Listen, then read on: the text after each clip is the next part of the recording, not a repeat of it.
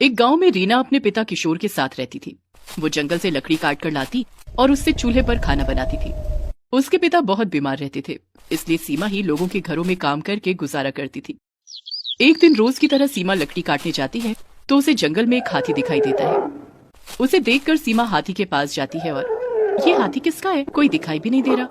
सीमा हाथी के ऊपर प्यार से हाथ फेरती है कि तभी हाथी दर्द से कराहता है। सीमा देखती है कि कहीं उसे कोई चोट तो नहीं लगी हुई है। तभी सीमा की नजर हाथी के कान पर जाती है जहां उसे चोट लगी होती है और बहुत खून भी निकल रहा होता है। ये देखकर अरे हाथी को तो चोट लगी हुई है, एक काम करती हूँ इसकी पट्टी कर देती हूँ।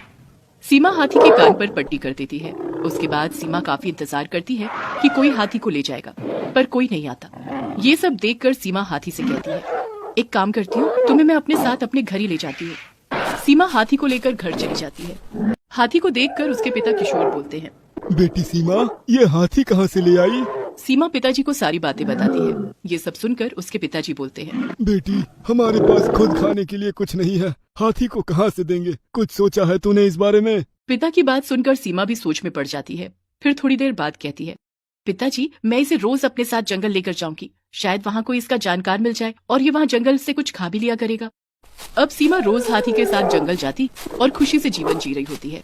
तभी एक दिन उसके पिताजी का दोस्त मोहन शहर से आता है और सीमा को देखकर उसे अपने बेटे अरविंद के लिए पसंद कर लेता है और किशोर से कहता है, किशोर, मुझे सीमा बिटिया बहुत पसंद आ गई है अपने बेटे के लिए। मैं इसे अपने घर की बहू बनाना चाहता हूँ। ये तू क्या कह रहा है? तू कहाँ इतना बड़ा आदमी और मैं एक गरीब आदमी। दोस्त, ये कैसी बातें कर रहा है तू? मुझे अपने बेटे के लिए एक अच्छी लड़की चाहिए और वो मुझे मिल गई। मुझे और कुछ नहीं चाहिए। कुछ ही महीनों में सीमा की शादी अरविंद से हो जाती है। विदाई के समय सीमा हाथी से गले लगकर बहुत रोती है और कहती है, अब तेरा ख्याल कौन रखेगा? पिताजी तो बीमार रहते हैं और मैं अब शहर जा रही हूँ। वहीं खड़े मोहन और किशोर ये बातें सुन रहे थे कि तभी, बेटी, तुम हाथी को अपने साथ ले चलो। शहर में मेरा बहुत बड़ा घर है, वहीं तुम्हारे हाथी के रहने का इंतजाम भी कर दूंगा।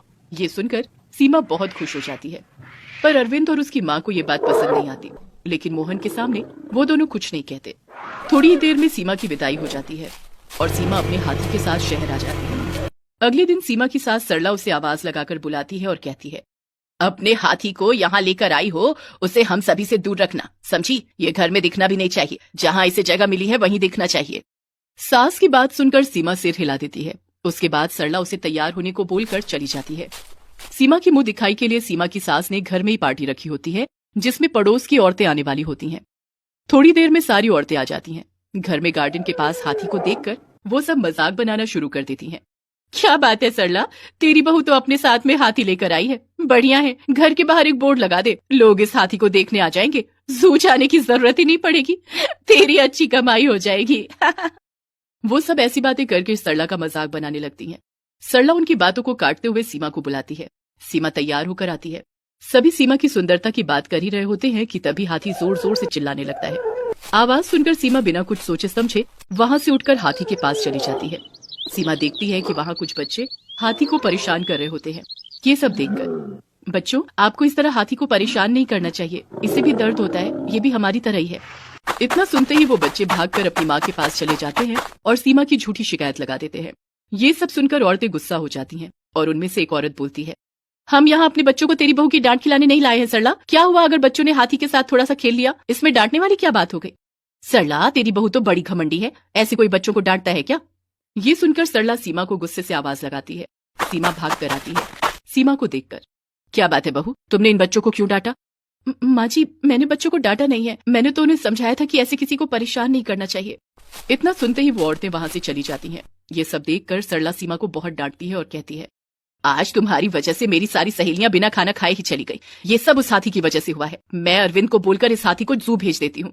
माँ जी, ऐसा मत करिए। ऐसे ही दिन बीत रहे होते हैं। घर में मोहन के अलावा उसे कोई पसंद नहीं करता था। एक दिन अरविंद के कुछ दोस्त खाने पर घर आने वाले होते हैं। अरविंद सीमा को उनकी पसंद का सारा खाना बनाने को बोलता है। ये सुनकर, अच्छा मौका है इस गवार को घर से निकालने का। सरला हाथी के खाने में कुछ मिला देती है। हाथी की तबीयत खराब होने लगती है। सीमा खाना बनाने में व्यस्त होती है। थोड़ी ही देर में अरविंद के सारे दोस्त खाने पर आ जाते हैं। सीमा सबको खाना निकाल कर देती है। तभी सरला हाथी की लोहे की जंजीर खोल देती है। हाथी घर में घुस जाता है और तभी, ओह, ये हाथी अंदर कैसे आ गया? ये देखकर अरविंद के सारे दोस्त डर जाते हैं। तभी सीमा हाथी को शांत करने की कोशिश करती है, पर हाथी उसकी बात नहीं सुनता। ये देखकर ये हाथी को क्या हुआ? आज से पहले तो इसने ऐसा कभी नहीं किया। तभी हाथी टेबल पर रखे सारे खाने को खा जाता है। ये सब देखकर अरविंद का एक दोस्त बोलता है, यार अरविंद, बहुत अच्छा वेलकम किया यार तूने तो। यार खाना खिलाना नहीं था तो बुलाया क्यों? अरविंद के सारे दोस्त उससे नाराज होकर चले जाते हैं। ये सब देखकर अरविंद बहुत गुस्सा हो जाता है। अरविंद सीमा को हाथी के साथ घर से निकलने को बोलता है। सीमा अरविंद को बहुत समझाती है, पर अरविंद गुस्से में दोनों को घर से निकाल देता है। ये सब देखकर सरला बहुत खुश होती है। आज जाकर मुझे इन दोनों से मुक्ति मिली। कल ही अरविंद के साथ अपनी सहेली के घर उसकी बेटी को देखने जाऊंगी और उससे अपने बेटे की शादी तय कर दूंगी। सीमा हाथी को लेकर सड़क पर चल रही होती है। सब उसे ही देख रहे होते हैं। सीमा हाथी के साथ सड़क पर ही रात गुजारती है। अगले दिन सरला कार से अपने बेटे के साथ अपनी सहेली के घर के लिए निकल जाती है। थोड़ी दूर जाकर उनकी गाड़ी एक गड्ढे में गिर जाती है। लोगों की भीड़ जमा हो जाती है। ये सब देखकर सीमा हाथी से बोलती है, पता नहीं वहाँ क्या हुआ है, इतने लोगों की भीड़ क्यों जमा है। उधर अरविंद और सरला मदद के लिए चिल्ला रहे होते हैं। तभी सरला अपने हाथी के साथ वहाँ पहुँचती है तो देखती है कि गड्ढे में उसका पति और सास गिरे हुए हैं। ये सब देखकर, सुन मेरे हाथी, हमें इनकी मदद करनी चाहिए।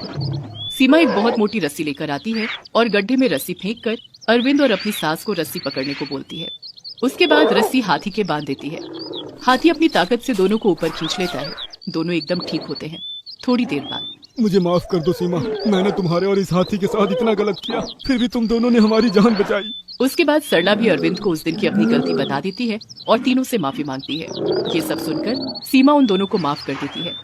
उसके बाद सारे प्यार से रहने लगते हैं। अब अरविंद और सरला भी हाथी को प्यार करते हैं और उसके साथ खेलते भी हैं।